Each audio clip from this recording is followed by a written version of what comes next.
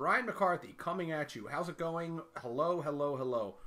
This particular video post is going to... This is actually embarrassing for me. I talk about anything really in my life. I don't really give a shit. I've done some really crazy things and funny things, and as long as it's entertaining, I don't really care about talking about it. But when I was a young guy, 16, 17, 18, 19, maybe 20, I was really into standards, like, you know, Candor Neb, like It Had to Be You, Wonderful You. I like that shit. And I still do. You know, I like it. I like that stuff. You know, Sinatra a little bit, but, you know, I do. September, you know, September Years. I like old music like that. But I had a bit of a Harry Connick, here we go. I had a bit of a Harry Connick Jr. phase. Now, as a caveat, I don't think Harry Connick Jr. is like a douchebag or anything. But I really, you know, I got turned on to Harry Connick Jr. Turned on. Maybe it's the wrong way to say it, but I discovered Harry Connick Jr. because he wrote the sound, or rather, he did the entire soundtrack to When Harry Met Sally. And somehow my parents had that. In 1989, I was 16. I was right before I moved to New York.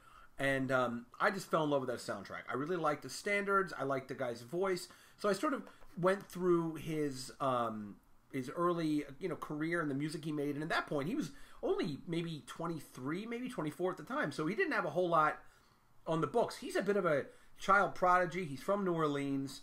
You know, so the guy has a lot of talent. He's a talented guy.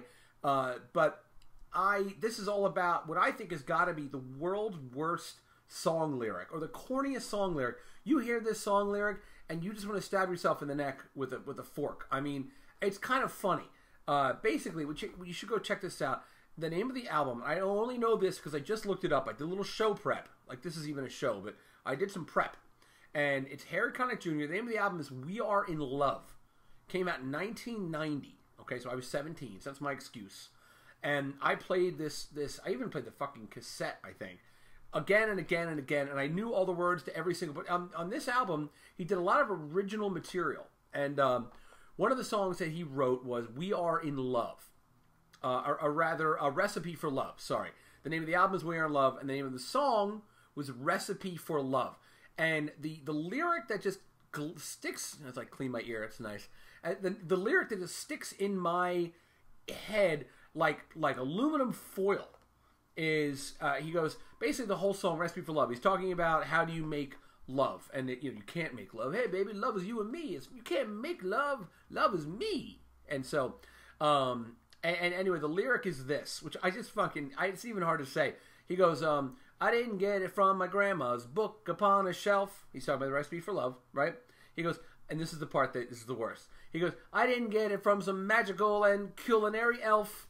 You know what I mean? Like, what the fuck is a culinary elf? And on top of that, you know, he's just like, Grandma's book on the... This is my Harry Connick Jr. impression. It's very good.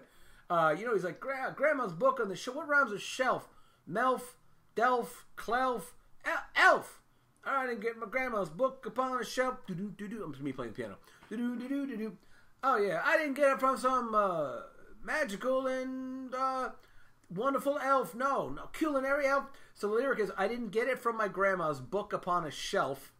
I didn't get it from some magical and culinary elf. Now, if that isn't the fucking corniest song lyric you've ever heard in your life, then I don't know what to tell you. Because to me, it's just like, you listen to that, you're like, oh, Jesus Christ. Anyway, Harry Connick Jr., big fan. I sort of outgrown you a little bit, but maybe you'll catch me in my 40s or something. I'll be like, I'll rediscover that.